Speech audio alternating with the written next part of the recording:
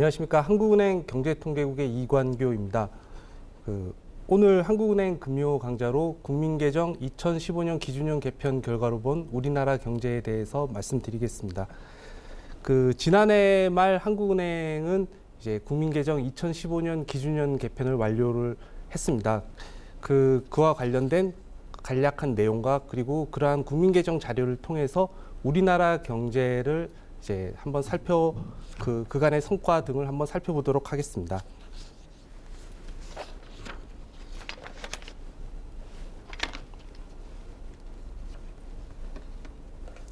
우선 국민개정이 무엇인지, 그리고 국민개정에서 국민소득 통계가 무엇인지에 대해서 간략히 말씀드리고, 그리고 국민개정 2015년 기준형 개편의 주요 내용과 이제 주요 경제지표의 신구 비교를 간략히 소개해드린 다음에 이제 국민개정 2015년 기준형 개편 결과로 본 우리나라 경제에 대해서 말씀드리겠습니다.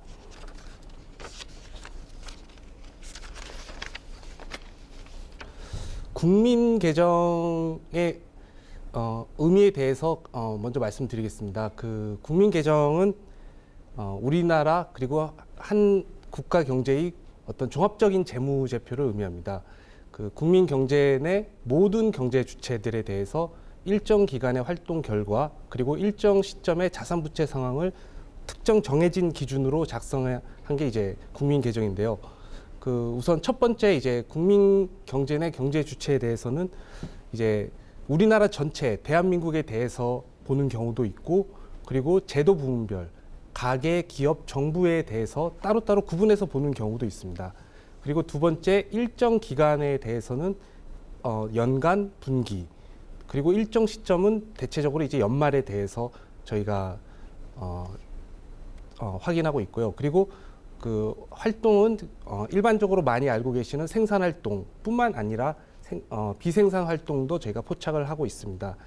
그리고 이제 자산 부채에 대해서 또 저희가 이제 국민 개정을 통해서 확인하실 수 있습니다. 이러한 국민 개정은 어떤 정해진 기준으로 작성되어 있는데요. 이제 SNA라고 시스템 오브 내셔널 어카운트라는 UN 등 국제기구가 이제 개정한 이제 SNA에 의해서 국민 개정을 작성하고 있습니다. 이런 국민 개정의 어떤 특징으로 인해서 국민 개정은 가계, 기업, 정부와 같은 모든 경제 주체들이 한 국가의 어떤 경제 성과 등을 이제 판단하는 데 있어서 굉장히 핵심적인 자료로 활용되고 있고요. 그리고 어떤 정부의 경제 정책 등을 위한 기초 자료로도 많이 활용되고 있습니다. 그리고 참고로 많이 알고 계시는 통계인이 이제 국민소득 통계의 경우에는 저 중에 이제 첫째 이제 대한민국 우리나라 전체에 대해서 일정 기간, 연간 또는 분기에 대한 생산 활동을 포착하는 이제 통계라고 생각하시면 됩니다.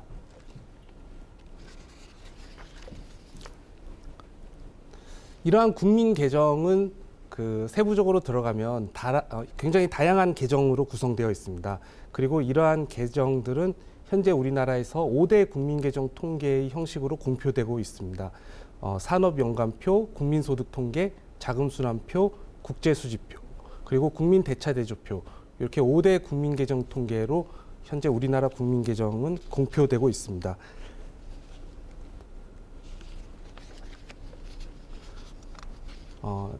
처음 이제 국민개정 통계를 접하시는 분들은 이제 국민개정 통계가 무엇이냐에 대해서 이제 쉽게 와닿지 않으실 수가 있는데, 이제 국민개정 통계를 이제 기업 재무제표와 비교해서 생각하시면 조금 이해가 이제 쉬우실 거라고 생각됩니다. 우선 이제 국민소득 통계의 경우에는 기업 재무제표의 경우 손익계산서, 그리고 산업연관표는 제조원가 명세서, 그리고 자금순환표는 현금흐름표, 그리고 국민대차대조표는 이제 기업 재무제표의 대차대조표와 유사합니다.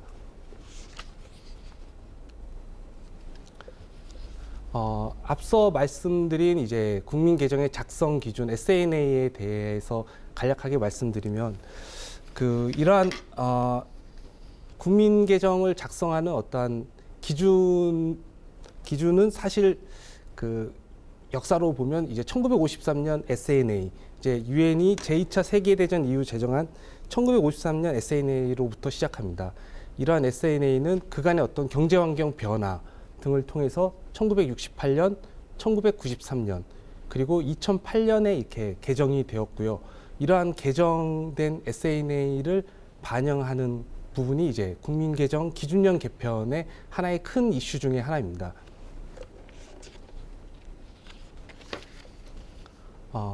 국민개정의 아까 말씀드린 5대 국민개정 통계 중에서 이제 국민소득 통계의 이제 SNA 개편 반영 등 이제 과거의 그런 주요 연역을 이제 살펴보실 수 있습니다. 보시면 아시겠지만 우리나라 같은 경우에 1958년에 이제 맨 처음 이제 제정된 1953 SNA를 반영을 해서 편제를 시작을 했고, 그리고 1989년에는 이제 1968년 SNA를 반영하고, 그리고 2004년, 2014년에는 93년 SNA, 2008년 SNA를 반영하였습니다.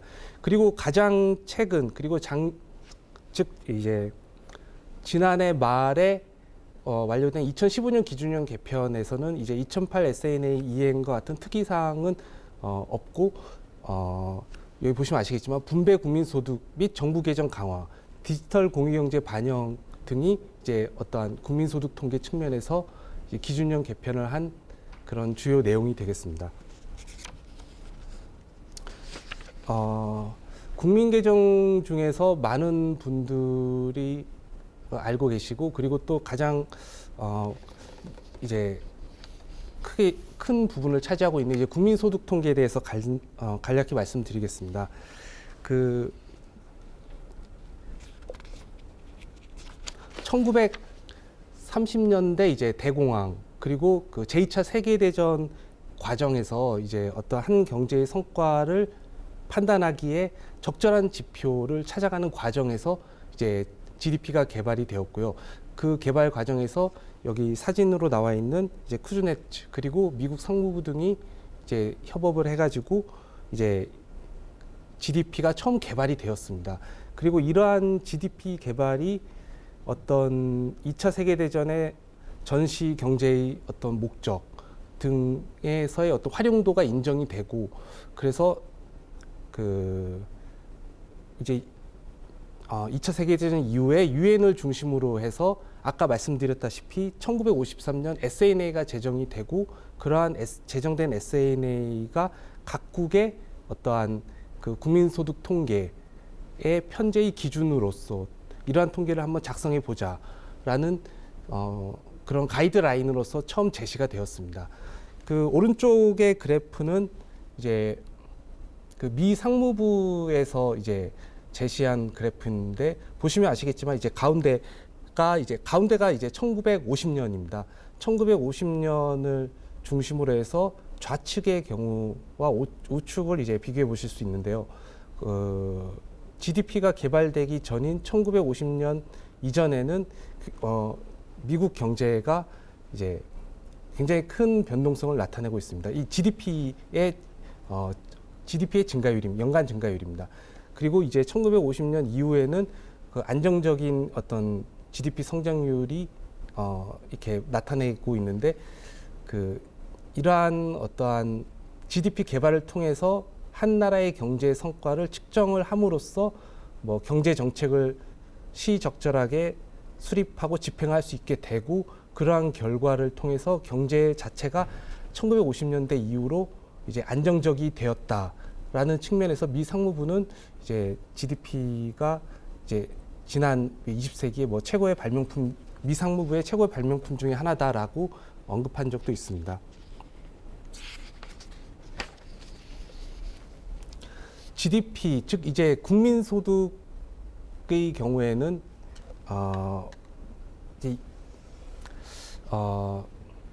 이제 예전에도 이제 많이 들어보셨겠지만 이제 삼면 등가라는 표현을 많이 들어보셨을 겁니다.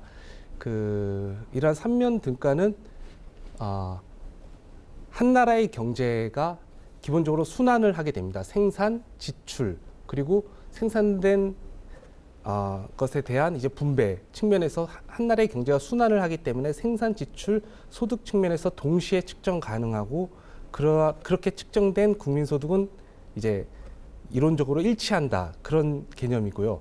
그런 개념을 바탕으로 해서 현재 이제 국민소득은 생산, 지출, 분배 측면에서 모두 측정을 하고자 하고 있습니다. 생산 국민소득은 이제 생산 활동에서 창출된 부가가치의 합을 의미하고, 이제 지출 국민소득은 그 최종재에 대한 이제 경제 주체의 이제 지출, 소비, 투자, 이제 순수출의 합을 의미합니다. 그리고 분배 국민소득은 생산 활동에 기여한 어떤 생산 요소, 이제 노동과 자본이 있을 수 있는데요. 그런 생산 요소에 대한 이제 대가를 이제 임금, 이윤, 그리고 이자, 이런 형식으로 받을 수 있습니다. 그런 것을 다 이제 합쳤을 때, 합쳤을 때의 소득을 분배 국민소득이라고 이야기하고 있습니다.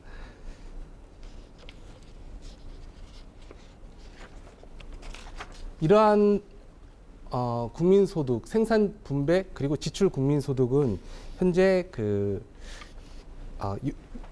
예를 들면 생산 국민소득은 산업별, 그리고 분배 국민소득은 이제 생산 요소별, 그리고 제도 부문별, 그리고 지출 국민소득은 주체별, 형태별로 구분되어서 공표되고 있습니다.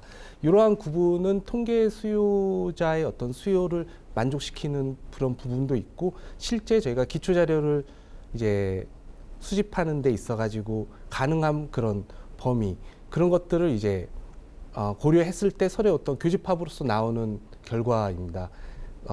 흔히 이제 생산 국민소득은 농림업, 광업, 제조업, 뭐 건설업, 서비스업 이런 산업별 구분으로 많이 해석이 되고 있고, 그리고 분배 국민소득은 임금 등을 의미하는 피용자 보수, 그리고 기업의 영업이익 등을 의미하는 영업잉여, 그리고 감가상각비와 유사한 이제 고정자본 소모, 그리고 생산 및 수입세, 이제 정부의 어떤 생산세, 간접세를 의미합니다.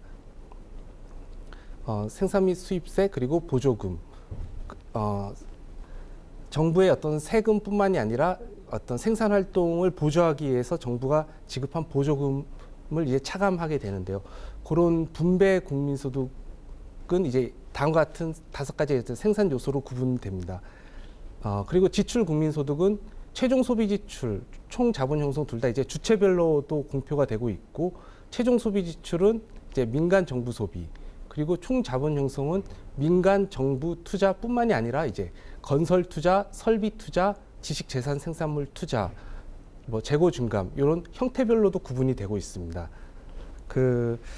최근 들어서 이제 분배 국민소득에 대한 관심이 커지면서, 앞에도 간단하게 이제 제가 제도 부분, 뭐 가계 기업 정부라고 언급한 부분이 있는데요. 그런 부분에 대한 관심이 커지고 있습니다. 이런 제도 부분은 저희 국민개정에서 5개 부분으로 이제 구분이 되고 있습니다. 비금융 법인 기업, 금융 법인 기업, 그리고 일반 정부, 가계, 국외, 이렇게 5대 부분으로 이제 구분이 되고 있고요. 5개 제도 부분에 이제 분배 국민소득이 현재 저희가 제도 부분별 개정을 통해서 공표가 되고 있습니다.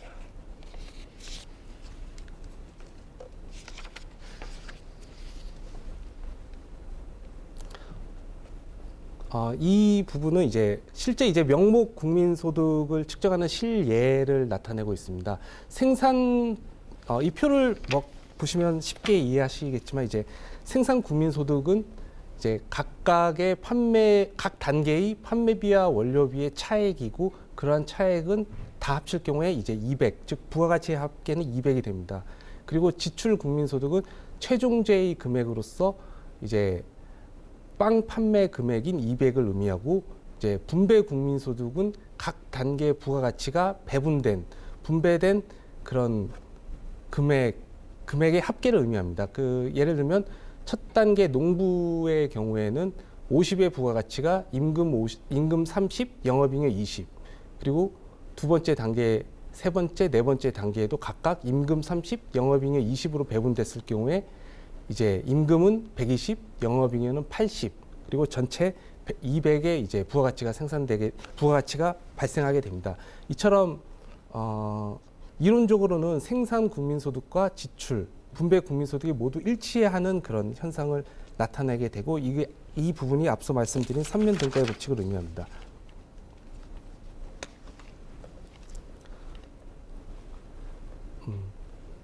주요 이러한 앞서 말씀드린 부분은 이제 저희가 GDP에 대해서 한 경제 내의 GDP에 대해서 말씀을 드렸고, 근데 실제 한 나라의 경제는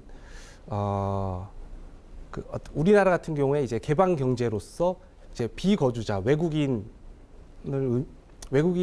뭐 주로 의미하는 비거주자의 경제 활동도 있고, 그리고 또 거주자, 이제 우리나라 국민이 해외에서 경제 활동을 하는 경우도 있고, 그런 부분들이 있어가지고 그 GDP뿐만이 아니라 다양한 경제 지표들이 추가로 활용이 되고 있습니다. 우선 그 GDP 같은 경우에 우리나라에서 생산된 부가가치지만 실제 현실에서는 우리나라 국민 거주자의 생산 요소만 활용해서 창출된 부가가치가 아니라 비거주자의 생산 요소도 활용되어서 부가가치가 창출이 됩니다. 그래서 그런 부분, 비거주자의 생산 요소에 대한 대가를 GDP에서 차감을 하고, 그리고 거주자의 해외 생산에 대한 거주자가 가진 생산 요소를 해외 생산, 우리나라 GDP 이외의 생산에 투입해서 받은 대가를 이제 더해서 저희가 GNI라는 개념의 총량 지표를 저희가 한국은행에서는 이제 공표하고 있습니다. 그 크게 이제 국외 순수치 요소 소득을 저희가 GDP에서 더해가지고 GNI를 계산하게 되는데요. 국내 거주자의 해외 피용자 보수를 더하고, 그리고 거주자의 어떤 직접 투자에 대한 수입을 더하고, 그리고 이제 비거주자의 국내 피용자 보수를 차감하고 비거주자의 직접 투자에 대한 수입을 차감하는 형식으로 해서 계산이 됩니다. 이런 뭐 명목의 경우에는 이제 GDP, 그리고 GNI, 그리고 앞서 말씀드린 명목 국민소득의 3면 등가의 법칙에 의해서 이제 GDP와 GDI가 일치를 하고, 그런 일치된 GDP에서 국외 순수치 요소소득이 조정이 돼서 GNI가 계산되는 과정이 뭐 쉽게 이렇게 도출이 됩니다. 근데 이제 실질 개념으로 들어가면 명목 국민소득과는 달리 이제 저기 보시면 나오겠지만 이제 실질 GDI가 이제 실질 GDP, 즉 국내 총 생산이 국내 총 소득과 일치하지 않는 현상이 벌어지게 됩니다. 간단히 말씀드리면 어떤 특정 기간 동안에 수출입이 그 전기와 비교를 했을 때 물량이나 이런 부분이 하나도 변화가 없었습니다. 그런데 수출입 가격만 변하는 경우가 있을 수 있습니다. 이럴 경우에 실질 GDP는 그 전기와 비교 시 아무런 변화가 없으나 그 실질 GDI 같은 경우는 변화가 있을 수 있는데, 이런 부분은 그 특정 기간의 수출입 가격의 변동으로 인해서 그 명목의 수출입차가 전기랑 차이가 나게 됩니다. 그런 차이 나는 이제 명목 수출입차를 저희가 소득으로 인식을 하게 되는데, 그 예를 들어 뭐 최근 이제 반도체 가격이 상승하고 원유 가격이 하락했을 때 뭐 최근 지난기와 동일하게 반도체 수출과 원유 수입이 일어났다고 전제를 하면 실질 GDP는 아무런 변화가 없으나, 이제 실질 GDI의 경우에는 이제 저희가 비싼 반도체를 팔고 싼 원유를 샀기 때문에 이제 명목 수출입차가 커지게 됩니다. 이제 큰 폭의 흑자를 기록할 수도 있고 명목 수출입차가 커지게 됩니다. 이 경우에 한 경제가 이제 명목 수출입차를 통해서 벌어들인 소득을 이제 플러스의 소득을 이제 추가를 하게 되는 거고요. 그래서 GDP에서 이제 교육 조건 변화에 따른 실질 무역 손익을 합산을 해서 실질 GDI를 계산하게 됩니다.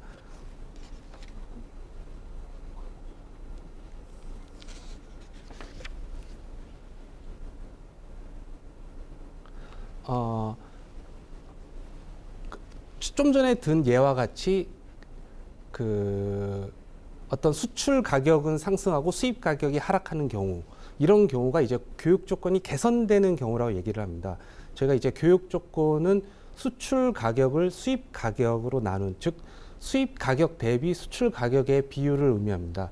이렇게 교육 조건이 개선되는 경우, 즉 상대적으로 수출 가격이 수입 가격보다 높은 경우에 실질 GDI, 어떤 실질 실질 소득은 실질 GDP, 실질 생산보다는 더 높은 증가율을 나타내게 되고, 그 반대의 경우에는 이제 교육 조건이 악화되는 경우에는 실질 GDP 증가율이 실질 GDI 증가율을 하회하게 됩니다.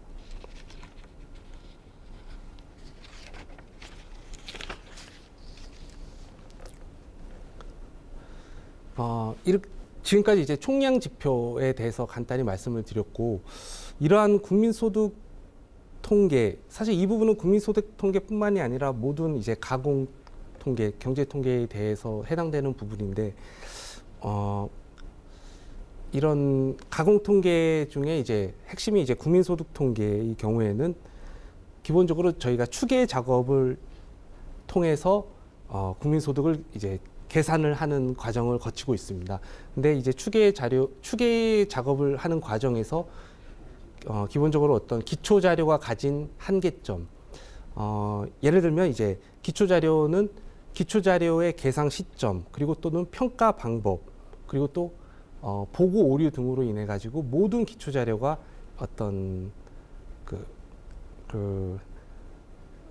동일한 기준으로 작성되지 않을 수도 있고, 그리고 또 혹시 잘못된 보고를 통해서 피치 못한 오류가 발생할 수도 있고, 그런 현상이 벌어질 수가 있습니다. 그리고 서베이의 경우는 이제 모집단을 제대로 반영하지 못할 수도 있고, 그리고 센서스의 경우에도 100% 이제 진실된 보고가 이루어지지 않을 가능성도 있고, 그런 부분이 있어가지고 기본적으로 가공 통계는 추계라는 작업을 통해서 계산을 하게 되는데, 이런 한계점으로 인해서 어떤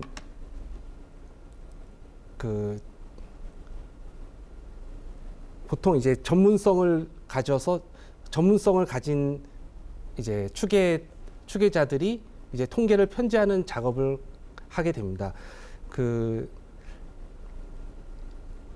예를 들어서 아주 훌륭한 기초 자료가 이제 5년에 한 번씩 나온다고 했을 때, 그러한 훌륭한 기초 자료 또는 오류가 없는 기초 자료를 활용을 해서 이제 어떤 경제 상황을 판단을 한다고 한다면, 제가 5년마다 이제 경제 상황을 판단할 수밖에 없을 겁니다.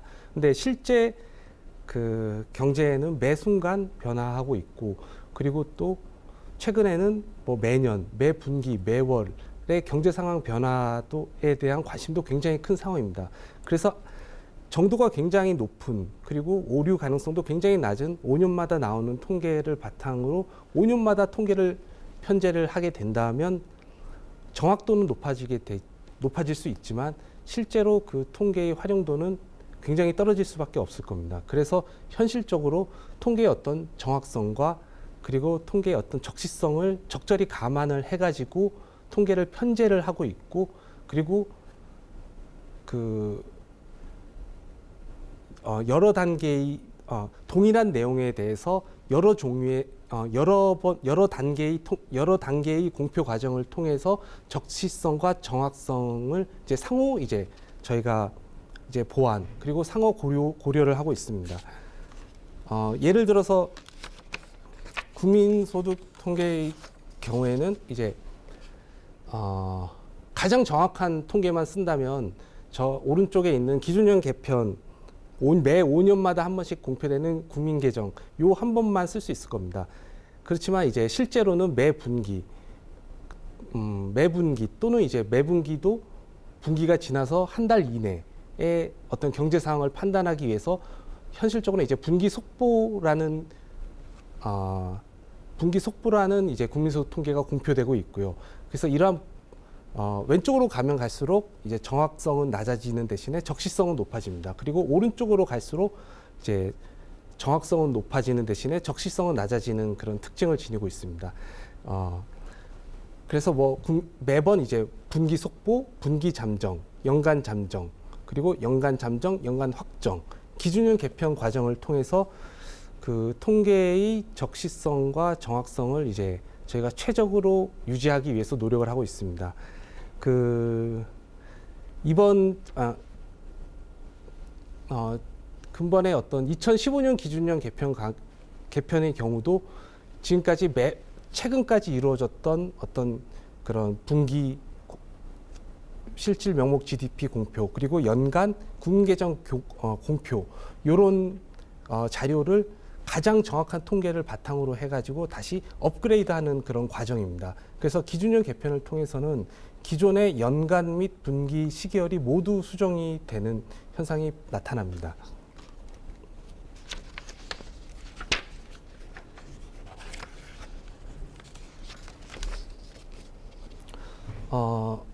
근본 이제 2015년 기준 개편의 주요 내용에 대해서 말씀드리겠습니다. 앞서 말씀드린 어떤 가공 통계의 일반적인 그런 수정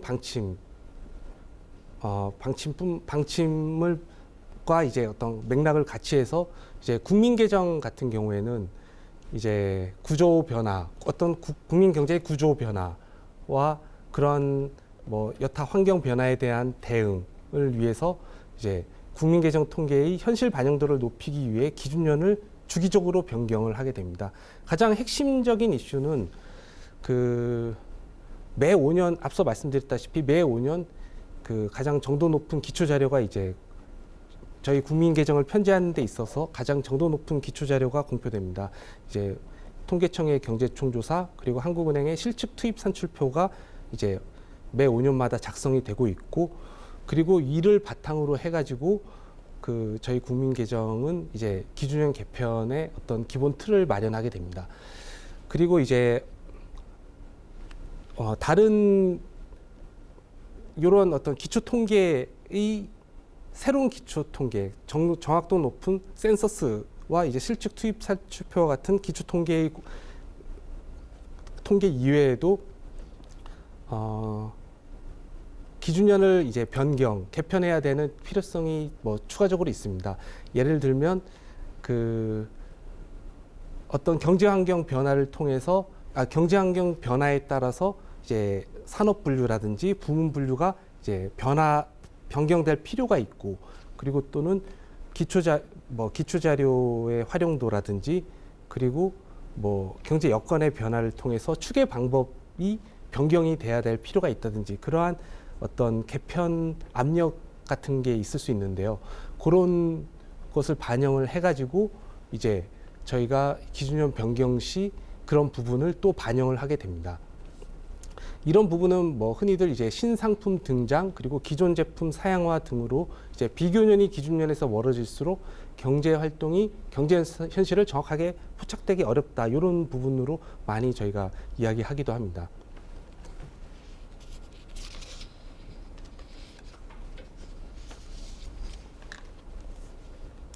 그리고 기준년 개편을 통해서 저희가 새로운 어떤 통계 수요에 대한 대응도 할 수 있게 됩니다. 예를 들면 근본 같은 경우에는 소득 분배 지표에 대한 통계 수요 증가에 부응을 하고, 그리고 국민계정 체계 내에서 디지털 공유경제를 반영하고, 그리고 정부 재정에 대한 어떤 분석, 그리고 연구 자료로서 국민계정의 유용성을 제고하고, 이런 목적을 어떤 통계 수요에 대해서 저희가 대응할 수 있도록 개편 작업을 같이 진행을 합니다. 근본 이제 2015년 기준년 개편은 이제 1955년 기준년, 1958년 처음 공표된 이래로 지금 12회 차에 해당되는 겁니다. 그래서 기준년을 2010년에서 2015년으로 변경을 하는 작업입니다.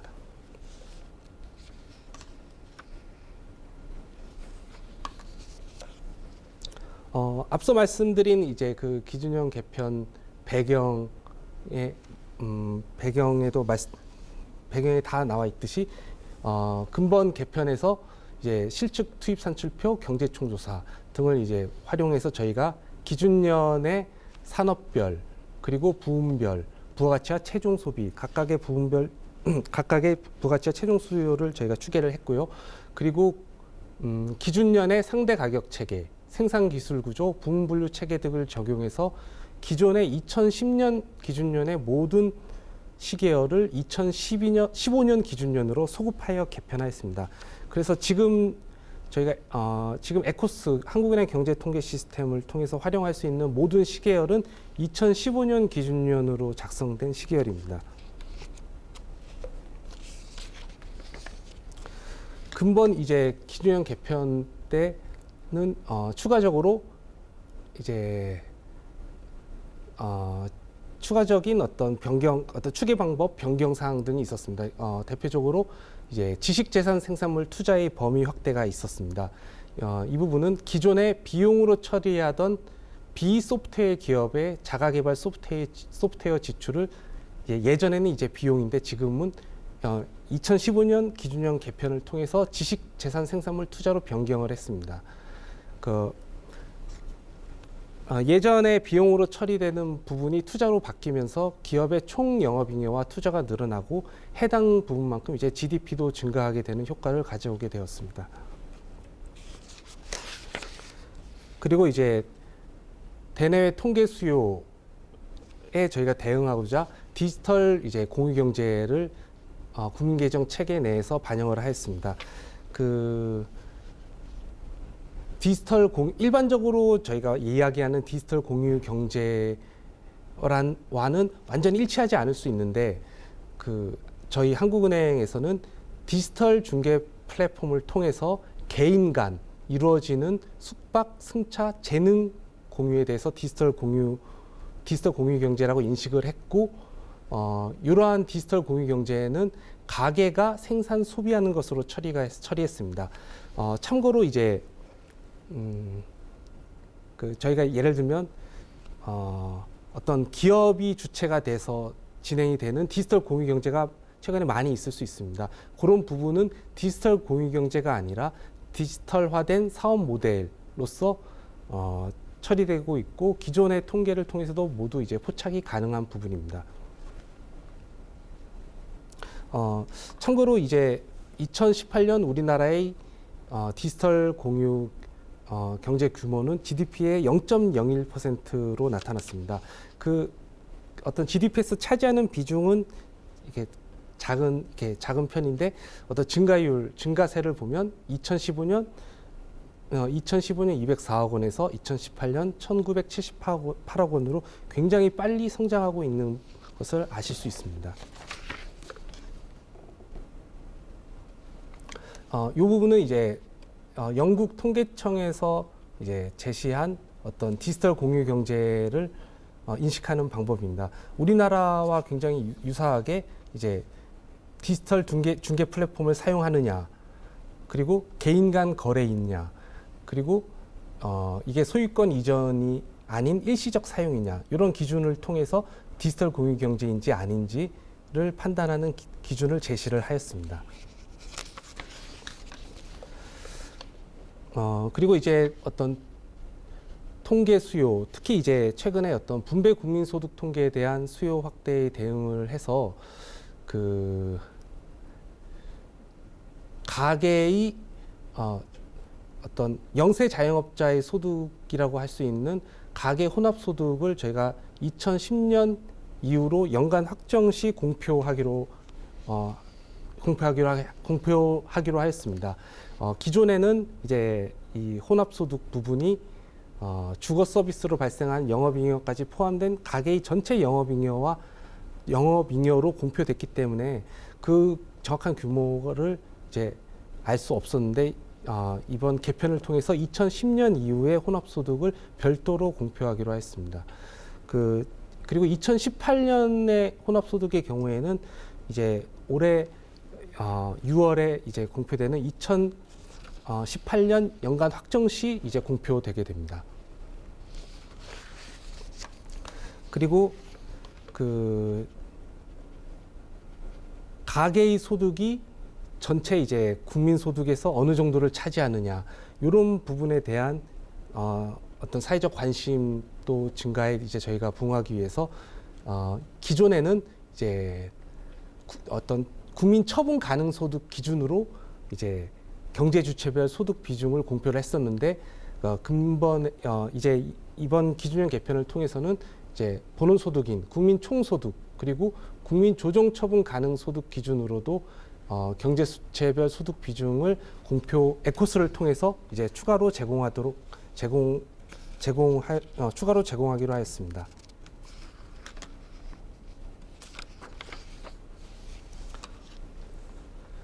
그리고 이제 정부 개정도 저희가 이번 개편을 통해서 개선을 어떤 현실 변화 등을 반영을 해서 개선을 했습니다. 그 기존에 이제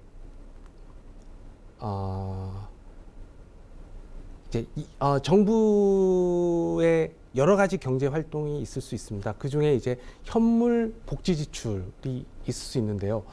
그런 현물 복지 지출은 뭐 가장 대표적인 게 이제 건강보험 급여비라고 보실 수 있습니다. 저희가 일반인 병원에 갔을 때 정부가 이제 그 개인이 지급하는 병원에 지급하는 금액 말고 정부가 이제 지급하는 건강보험 급여비가 이제 정부의 현물 복지 지출의 아주 대표적인 예인데요. 그런 현물 복지 지출의 지출 중 일부분을 이제 상당 부분은 예전에도 이제 사회보장 현물수혜로 이제 저희가 공표되고 있었는데 기존에 이제 사회보장 현물수혜로 처리되지 않았던 부분을 근본 기준형 개편을 통해서 사회보장 현물수혜로 변경을 해서 이제 공표를 하게 되었습니다. 이 부분은 전체 GDP에는 뭐 아무런 영향을 미치지 않게 됩니다. 그러니까 예전에 처리되었던 방식은 정부가 가계에 이제 경상 이전을 해주고 가계가 이제 민간 소비를 하는 형식이었다면 이제는 정부가 정부 소비를 하는 형식으로 변경을 했습니다. 이를 통해서 어떤 그 정부 소비가 이제 확대되는 부분이 있으나 해당 부분만큼 민간 소비는 줄어들게 돼서 GDP 총액은 변화가 없고요. 이를 통해서 어떤 정부의 소비 활동을 좀 더 명확하게 이제 파악할 수 있을 것으로 기대하고 있습니다. 그리고 이제 고용 관련 보조금 그리고 쌀 소득 보전 직불금 같은 지출을 경상 이전에서 정부 보조금으로 변경을 해서 이제 보조금 분류 기준을 경제 여건 변화 등에 반영해서 재조정하였습니다.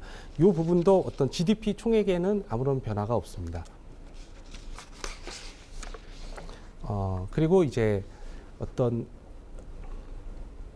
이제 저희가 이제 기준형 개편을 하면서 경제 구조의 이제 자연스러운 변화에 대응을 하고 그리고 그간에 있었던 이제 경제 통계 여건의 변화를 반영을 해서 분류 체계도 재정비하였습니다. 경제 활동 분류를 이제 경제 구조 변화 그리고 한국 표준 산업 분류 10차 개정을 등을 반영해서 변경을 하였고 그리고 가계 소비의 목적별 분류를 국제 기준 변경 등에 따라서 새롭게 변경을 하였습니다.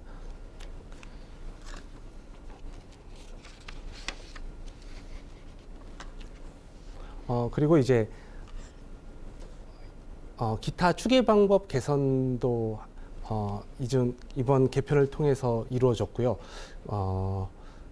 예를 들면 뭐 회사 본부 및 경영 컨설팅을 별도로 추계하고 그리고 주거 서비스 생산자의 범위를 이제 국민소득 통계와 국민 대차대조표 간 일치를 죄송합니다. 국민소득 통계와 국민 대차대조표 간 정합성을 제고하는 방향으로 확장을 했고요.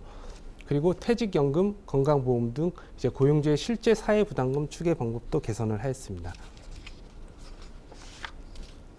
이러한 개편 결과 이제 경제지표 시계열에는 이제 변화가 나타나게 됩니다.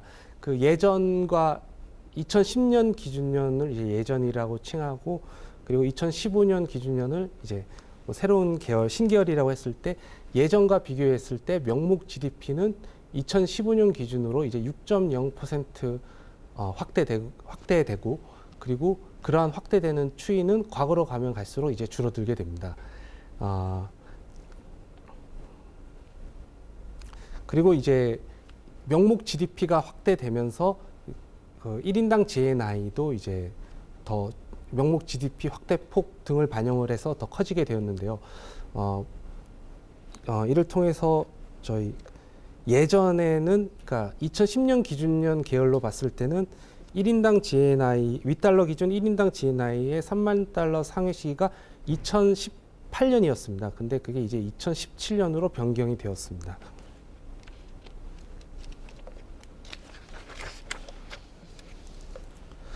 기준년 개편 결과 이제 실질 GDP 성장률도 아주 좀 미미한 변화가 생겼습니다. 2010년 기준년으로 봤을 때는 1954년부터 2018년까지의 연평균 성장률이 과거 이제 2010년 기준년 계열로는 7.1%였는데 이제 7.2%로 0.1% 포인트 높아지게 되었습니다. 근데 전반적인 추세나 흐름은 거의 변화가 없습니다.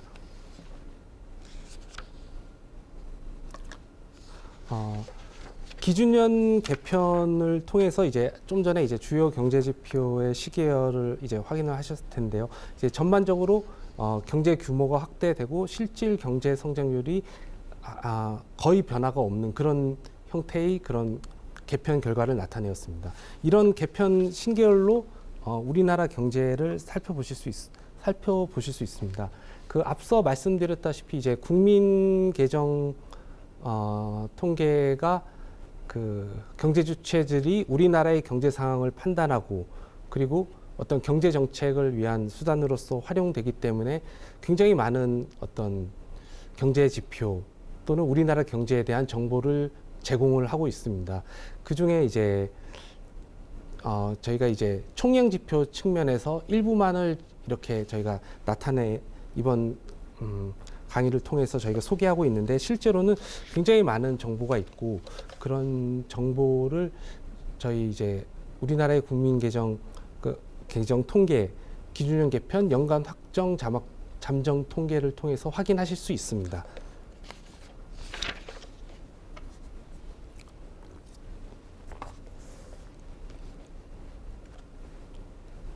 국민 계정을 통해서 이제 우리나라의 경제 규모 그리고 1인당 국민 소득을 평가를 할 수 있습니다. 우선 우리나라의 경제 규모는 명목 GDP로 보통 측정을 하고요. 1인당 국민 소득은 1인당 GNI 국민 총소득으로 저희가 측정을 하고 있습니다. 우리나라의 1953년 이후 명목 GDP를 보시면 1953년 이제 500억 원도 안 되는 우리나라의 경제 규모가 2018년에는 이제 1893조 원으로 커졌고 그리고 1인당 GNI도 마찬가지로 2018년에는 원화 기준으로 3,679만 원까지 이제 커지게 되었습니다. 어떤 규모의 그 폭으로 본다면 그 명목 GDP 우리나라의 경제 규모는 1953년 대비 2018년 39,665배 거의 4만 배 가까이 커졌고 그리고 그 1인당 국민 소득은 거의 500배 이상 이렇게 확대된 것을 아실 수 있습니다. 이러한 1인당 GNI 윗달러 기준 1인당 GNI가 이제 어떠한 요인에 의해서 확대됐는지 앞서 말씀드린 이제 53년 대비 500배 이상 확대됐는데 2018년에 그런 요인을 저희가 크게 네 가지로 이제 나누어서 네 가지로 이제 살펴볼 수 있습니다. 1인당 국민 소득이 이제 실질 소득 증가 그리고 물가 상승, 환율 상승, 인구 증가 이 네 가지 요인으로 나누어 가지고 살펴볼 수 있는데 보시면 이제 실질 소득 증가는 플러스 요인, 이제 물가 상승도 플러스 요인, 이제 1인당 GNI에 대한 각각 플러스 요인입니다. 근데 이제 환율 환율 상승은 이제 원화 가치 하락을 의미하고 그 부분은 이제 환율 상승은 1인당 미달러 기준 국민소득의 이제 마이너스 요인, 인구 증가도 이제 마이너스 요인이 됩니다. 보시면 이 표를 보시면 아시겠지만 1954년부터 2018년까지 1인당 이제 GNI는 연평균 10%씩 이제 증가를 했고요. 그 중에 이제 실질 소득 증가가 한 6.9, 그 물가 상승이 10.0, 그리고 이렇게 플러스에 기여를 했고, 그리고 그에 반면 이제 환율 상승, 인구 증가는 각각 5.4, 1.4 정도의 이제 마이너스 요인을 나타내었습니다.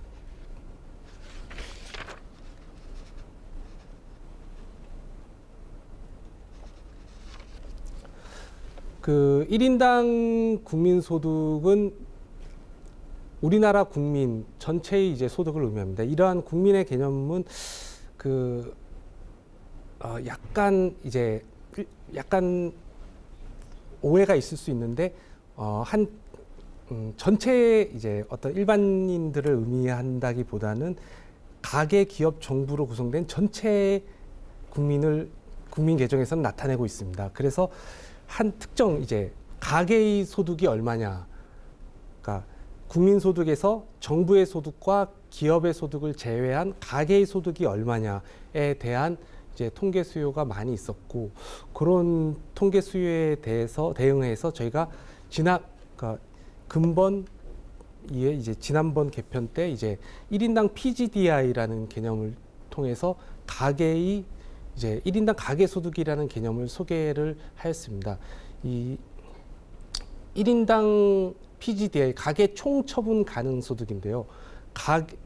제도 부분별로 봤을 때 가계의 총 소득에 가계의 어떤 경상 이전, 여타 제도 단위와의 이제 경상 이전 거래까지 포함한 이제 소득을 의미합니다. 이 PGDI를 보시면 1인당 국민 소득과는 달리 이제 1975년 477달러에서 2018년 18,144달러로 늘어난 것을 확인하실 수 있습니다. 전체 이제 국민 1인당 GNI 대비 1인당 PGDI 비율을 이제 아래 그래프에서 확인할 수 있는데, 비율을 보시면 전체 국민 소득에서 가계분이 차지하는 비율은 1인당 GNI에서 1인당 PGDI의 비율은 75년 77.9%에서 2018년 54.3%로 낮아진 모습을 확인하실 수 있습니다. 참고로 이 지금 강의에서 얘기하는 가계 부분은 흔히들 알고 있는 가계만을 의미하는 게 아니라 이제 가계를 위해 봉사하는 이제 비영리 단체까지 포함되어 있습니다. 뭐 학교, 의료기관 등 이제 일부 비영리 단체들이 이제 가계를 위해 봉사하는 비영리 단체로서 현재 가계에는 포함되어 있는 수치입니다.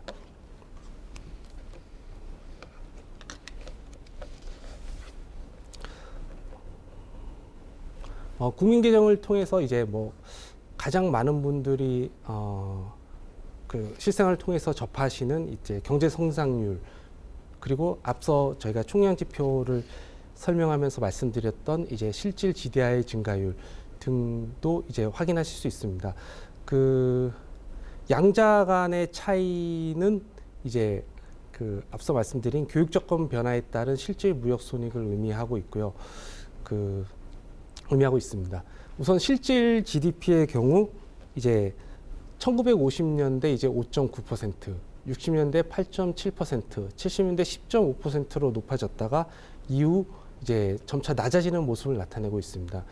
그리고 실질 GDI도 비슷하게 이제 실질 GDP와 유사한 증가세를 나타내고 있는데, 양자 간의 차이는 예를 들면 이제 그 1980년대, 2010년대의 경우에는 유가 안정에 따른 교육 조건 개선으로 인해서 실질 GDI가 실질 GDP보다는 높은 증가세를 나타내고 있고, 이제 70년대, 90년대, 그리고 2000년대에서는 그 우리나라 주요 수출 품목인 수출 품목의 이제 수출 가격 하락으로 교육 조건이 악화되면서 실질 GDP 성장률보다는 낮은 모습을 나타내고 있습니다.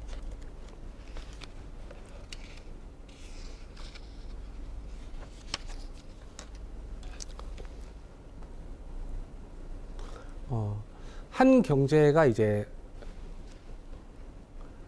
향후 어떤 경제 성장의 뭐 원동력이라고 많이 얘기하는 어떤 투자를 어느 정도 하느냐, 그런 부분에 대해서 이제 국민계정 통계에는 저축률과 투자율을 통해서 보여주고 있습니다. 그 저축률은 이제 국민 총처분 가능 소득 대비 총저축은 국민 총처분 소득에서 최종 소비를 뺀 나머지를 의미합니다. 그리고 국내 총투자율은 그 국민 총처분 가능 소득 중에 총 자본 형성의 비율로 의미하고 있고, 총 자본 형성은 이제 건설 투자, 설비 투자, 지식재산 생산물 투자, 그리고 재고 증감을 다 포괄하고 있습니다. 이제 총 저축률과 총 투자율에 대해서 이제 국민계정은 다음과 같이 이렇게 나타내고 있는데요. 그 보시면 아시겠지만 1990년까지 이제 빠르게 꾸준히 이렇게 높아졌다가 이후 이제 점차 낮아져서 이제 양지표 둘 다 점차 낮아져서 30%대에서 움직이는 모습을 보이고 있습니다.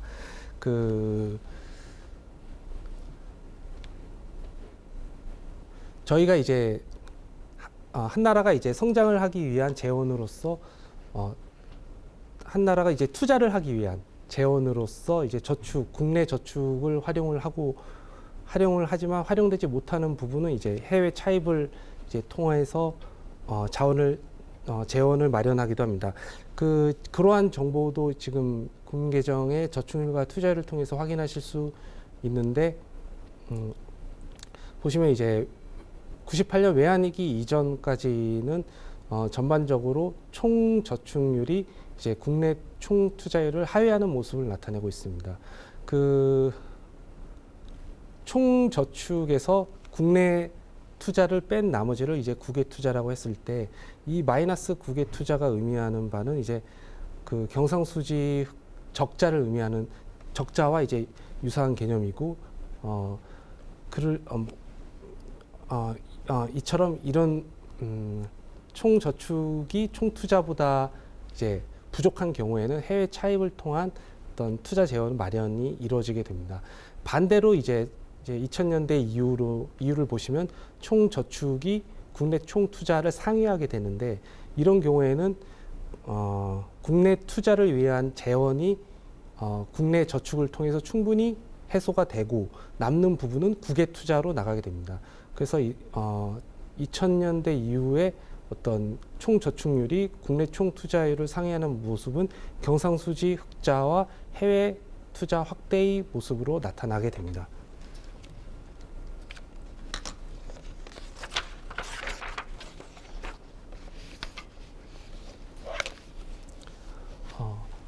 성장의 핵심 동력으로서 어떤 투자의 중요성을 고려해서 저희는 이제 경제 주체별 총 저축률을 공표를 하고 있습니다. 경제 주체별 총 저축률은 각 경제 주체별, 가계, 기업, 정부의 총 저축이 국민 총 처분 가능 소득에서 차지하는 비율을 나타내고 있고요. 그래프를 통해서 보시면 아시겠지만 이제 2000년대 이후 기업 부분의 소득이 높아지고 있고, 그리고 가계 부분의 소득이 이제 2000년대 이후 그 이전에 비해서 낮아진 모습을 확인하실 수 있습니다.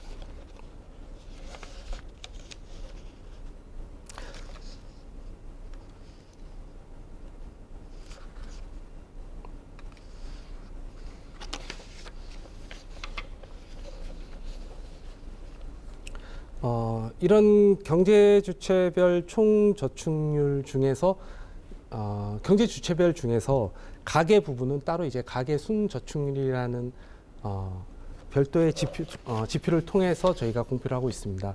가계가 차지하고 있는 경제 주체 내에서의 어떤 위상, 그리고 또 그 가계의 경제적 중요도를 감안해서 가계 순 저축률이 별도로 공표되고 있고, 가계 순 저축률은 기본적으로 어떤 가계 소득과 가계 소비의 그런 소비로 이제 설명을 할 수가 있습니다.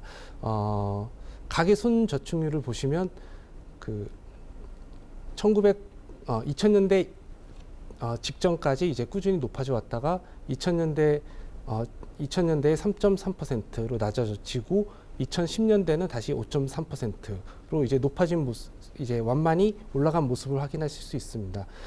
그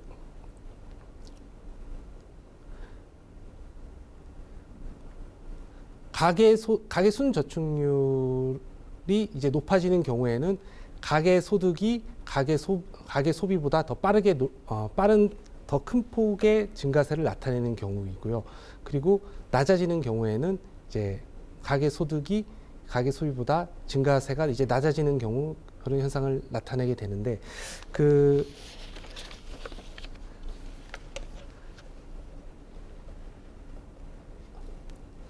여기서 보시면 아시겠지만 기본적으로 가계 소득과 가계 소비의 증가율을 보시면 뭐 장기로 봐서는 거의 양자간은 차이가 없습니다.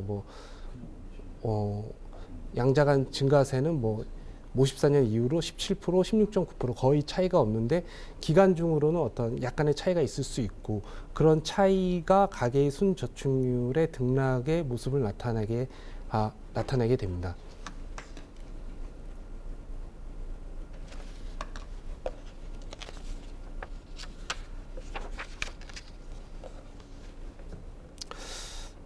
국민 계정을 통해서 경제 구조, 생산 구조, 그리고 지출 구조, 분배 구조에 대한 정보도 제공을 하고 있습니다.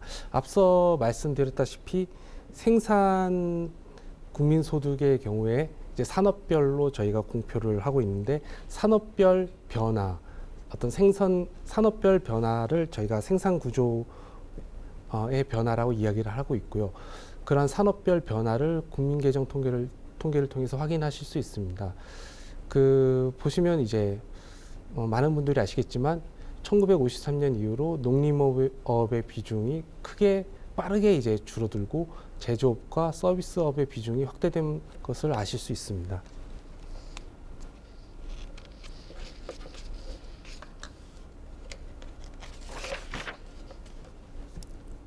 그리고 지출 구조를 보시면 과거 1980년대 말까지 이제 최종 소비 지출이 하락세를 보였는데, 이제 1990년대 이후로는 이제 횡보하는 모습, 60%대 이상에서 횡보하는 모습을 나타내는 것을 확인할 수 있습니다. 그 기간 중에 이제 민간 소비의 비중은 민간 소비의 비중은 1953년 86.5%에서 2018년 48%로 낮아졌고, 정부 소비의 비중은 8.0%에서 16.1%로 높아졌습니다. 그리고 총고정 자본 형성 부분은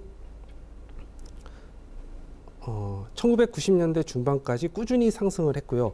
그리고 그런데 이제 1990년대 이후로는 지식 재산 생산물 투자가 꾸준한 증가세를 나타냈음에도 불구하고 건설 투자, 설비 투자가 이제 비중이 낮아지면서 다시 이제 30.4%로 하락으로 전환되었습니다. 한편 이제 수출 및 수입은 전반적으로 이제 대외 교육이 확대되면서 1953년 GDP 대비 비중이 1.7, 9.7%에서 41.6, 37.0%로 이제 확대됐습니다.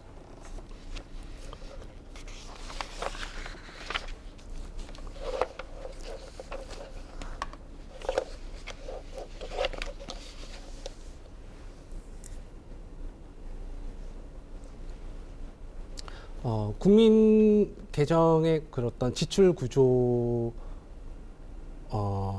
구조는 이제 전체 아까 좀 전에 말씀드린 뭐 소비, 투자, 그리고 국외거래를 좀 더 이제 상세하게 보실 수 있는데요. 우선 그 중에 이제 가계 부분을 저희가 좀 더 상세하게 제공을 하고 있습니다. 앞서 말씀드린 가계 순저축률을 추가로 여타 경제 주체와는 달리 제공을 하고, 그리고 가계 소비의 구조를 좀 더 상세하게 제공을 하고, 이런 부분은 가계가 가진 경제 내에서의 중요성 등을 감안을 한 결과입니다. 이제 가계의 소비는 이제 뭐 여러 가지로 볼 수 있겠지만 형태별로 보실 수 있습니다. 형태별은 이제 뭐 내구재, 준내구재, 비내구재, 서비스 이런 형태의 구분을 의미하고 있고, 그리고 여기에 추가해서 그 거주자 가계의 국외 소비, 비거주자 가계의 국내 소비까지 같이 보실 수 있습니다. 그 전체 형태 국내 소비 가계 소비 중 국내 소비의 형태별 구조를 보시면 비내구재의 소비의 비중이 빠른 속도로 줄어들고 이제 2000년대까지 빠른 속도로 줄어들고 이후 이제 20%대로 낮아졌고, 서비스의 소비 비중이 높아진 부분을 확인하실 수 있습니다. 그리고 내구재의 비중도 기간 중 이제 1970년대 이후로 높아졌고 높아진 모습을 확인하실 수 있습니다. 그리고 이제 이러한 이제 국내 소비의 형태별 구조를 해석하는 데 있어 가지고 약간의 주의사항이 필요한데, 사실 이 부분에는 이제 거주자, 우리나라 국민 등을 의미하는 거주자뿐만이 아니라 비거주자의 국내 소비도 요 국내 소비 항목에 포함이 되어 있습니다. 그래가지고 국내 소비에서 비거주자 가계의 국내 소비를 차감을 하고, 그리고 다시 거주자의 국외 소비분을 합쳐야지만 저희가 가계 소비를 정확하게 파악을 하실 수가 있습니다. 그리고 각각의 이제 가계 소비 대비 비중을 통해서 이제 가계의 해외 소비 또는 비거주자 가계의 국내 소비의 변화를 확인하실 수 있는데요. 거주자 가계의 국외 소비는 이제 국외 소비와 이제 비거주자 가계의 국내 소비는 모두 1970년대에 비해서 굉장히 큰 폭으로 확대된 것을 아실 수 있습니다. 이런 부분은 어떤 최근에 이제 해외여행 확대 그리고 외국인의 국내 관광 확대와 이제 맥락을 같이 하는 부분입니다. 앞서 말씀드린 가계 소비는 이제 국내 소비 항목을 목적별을 통해서도 앞서 형태별 내구재, 준내구재, 비내구재, 서비스 이외에 이제 목적별로도 이제 보실 수 있습니다. 이러한 목적별 구분은 근본 2015년 기준형 개편을 통해서 분류가 일부 변경된 부분이 있습니다. 보시면 아시겠지만 이제 생활 필수품인 식료품, 비주류, 이제 음료품에 대한 어떤 소비 비중은 줄어들고, 그리고 그 대신에 이제 의료 및 보건, 오락 스포츠 문화 이런 부분은 확대된 모습을 확인하실 수 있습니다.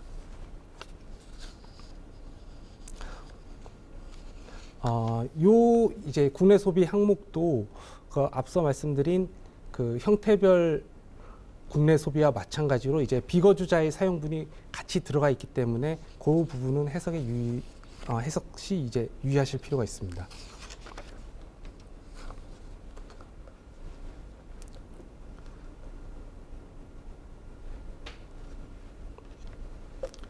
그리고 총고정 자본 형성의 경우 이제 크게 이제 건설 투자, 설비 투자, 지식 재산 생산물 투자로 저희가 공표를 하고 있고, 또 주체별로도 이제 구분을 할 수가 있습니다. 민간 총고정 자본 형성, 정부 총고정 자본 형성 할 수 있습니다. 그리고 또한 건설 투자는 이제 형태별로 갔을 때 건물 건설, 토목 건설로 이제 나눌 수도 있고, 설비 투자는 기계료와 운수 장비로 나눌 수 있습니다. 이러한 총 고정 자본 형성에서 설비 투자가 차지하는 비중은 1980년대 이후 낮아져 가지고 2018년 이제 29.3%로 1980년 43.4%에서 29.3%로 낮아졌고요. 건설 투자 비중은 2000년대까지 이제 1970년대 이후 2000년대까지 이제 점진적으로 하락하다가 그 이후 다시 50% 내외를 유지하고 있습니다. 그리고 지식재산 생산물 투자의 비중은 90년대 이후 지식 정보화 진전으로 R&D 투자 등이 빠르게 늘어나면서 높은 수준을 빠르게 이제 증가하고 있습니다.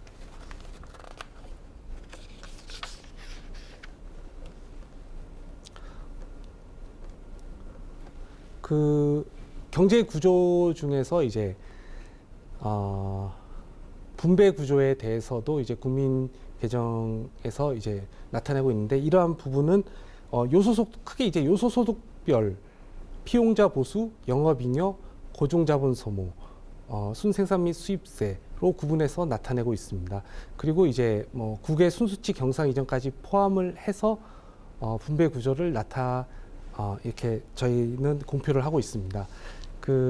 보시면 아시겠지만 이제 피용자 보수 같은 경우에는 1953년 이제 국민 총 처분 가능 소득 대비 23.0%였는데 2018년에는 45.7%까지 높아졌고, 영업잉여는 61.2%에서 26.0%로 낮아졌고, 고정자본 소모는 7.7%에서 19.0%로 높아졌습니다.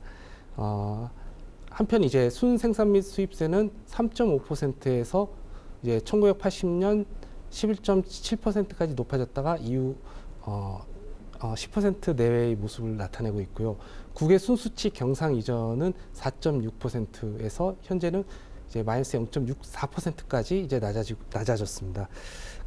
피용자 보수의 경우는 경제 규모가 확대되고 경제가 고도화되면서 이제 기업들이 법인 기업들이 많이 생겨나고 법인 기업들의 규모가 확대되면서 임금 근로자 수가 확대되는 것에 힘입어서 피용자 보수가 늘어났고요. 그리고 영업잉여 같은 경우에는 피용자 보수가 늘어난 것에, 임금 근로자가 늘어난 것에 대한 어떤 반사 효과, 그리고 앞서 말씀드린 가계 법인 기업, 가계 부분의 영업잉여, 영세 자영업자 등을 포함하고 있습니다. 그런 부분이 이제 줄어든 이유 등으로 해서 61.2%에서 26.0%로 낮았습니다. 그리고 이제 고정자본 소모의 경우에는 기업이 규모가 확대되고, 그리고 확대되면서 동시에 어떤 자본 축적이 커지면서 그에 따른 감가상각이 늘어나게 되고, 그런 것을 반영을 해가지고 고정자본 소모는 꾸준히 늘어난 추세를 반영하고 있습니다. 그리고 순생산 및 수입세의 경우에는 이제 1970년대 후반에 이제 부가가치세가 도입되면서 1980년까지 이게 빠르게 커졌고, 이후에는 10% 내외의 안정적인 모습을 나타내고 있습니다.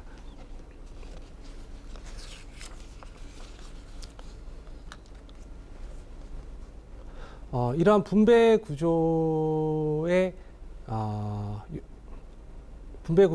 핵심인 이제 피용자 보수와 영업잉여 항목을 통해 가지고 노동소득 분배율이라는 총량 지표를 저희가 계산할 수 있습니다. 노동소득 분배율은 한 경제의 생산 과정에서 투입된 노동과 자본에 대한 대가인 피용자 보수와 영업잉여의 이제 비중을 의미하는 것입니다. 이제 전체 국민 소득 중에 노동소득이 얼마가 되느냐에 대해서 노동소득 분배율은 얘기를 하고 있고, 이때 사용되는 전체 국민소득은 노동과 자본의 대가인 피용자 보수와 영업잉여를 현재 분모로 사용하고 있습니다. 그리고 분자로서는 피용자 부수를 사용하고 있고요. 그리고 이제 노동소득 분배율에 사용되는 피용자 부수와 영업잉여는 이제 국내분이 아닌 이제 거주자가 해외에서 받은 대가 또는 비거주자가 국내에서 받은 대가를 조정을 한 부분을 사용하고 있습니다. 이제 노동소득 분배율을 보시면 1953년 27.3%에서 2018년 63.8%로 이제 높아진 모습을 확인하실 수 있습니다. 그 앞서 말씀드린 이제 피용자 부수가 늘어나서 분자와 분모가 동시에 커졌는데 그 중에 이제 피용자 부수가 늘어나고 영업잉여의 증가세가 이제 피용자 부수보다는 낮으면서 노동소득 분배율이 높아진 현상을 나타내고 있습니다.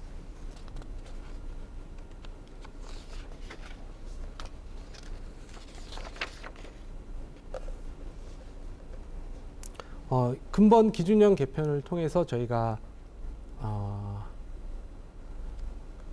제도 부분별 소득이 전체 소득의 어느 정도를 차지하느냐에 대해서 제가 근본 기준형 개편을 통해서 에코스를 통해서 이렇게 공표를 하기 시작했습니다. 그 비중을 좀 더 확대를 했습니다. 예전에는 이제 GNDI 국민 처분 가능 소득 기준으로만 경제주체별 소득의 비중을 내던 것을 이제 국민 총소득 GNI 그리고 국민 조정 처분 가능 소득 기준으로도 각 경제주체별 소득을 이제 소득의 비중을 제시를 이제 공표를 하기 시작했습니다. 경제 주체 중에 이제 가장 이제 대표적인 가장 중요한 가계의 소득의 비중을 이제 각 소득별로 이제 확인하실 수 있는데요. 예를 들면 국민 총소득에서 가계의 소득이 차지하는 비중, 그리고 국민 처분 가능 소득에서 가계의 소득이 차지하는 비중, 그리고 국민 조정 처분 가능 소득에서 가계가 차지하는 비중을 이제 다음과 같이 저희 에코스를 통해서 쉽게 확인하실 수 있습니다. 전반적인 추세는 꾸준히 이렇게 하락하는 모습을 나타내다가 이제 2010년대 들어서 이제 횡보하는 모습을 다 보이고 있고요. 그리고 사실 이 양자간 가계 본원 소득과 가계의 그 국민 총소득 대비 비중, 가계 소득의 국민 총소득 대비 비중, 가계 소득의 국민 처분 가능 소득 대비 비중, 그리고 가계 소득의 국민 조정 처분 가능 소득 대비 비중 간의 차이를 통해서 그 정부와 가계 간의 어떤 경상 이전 활동을 확인하실 수도 있습니다.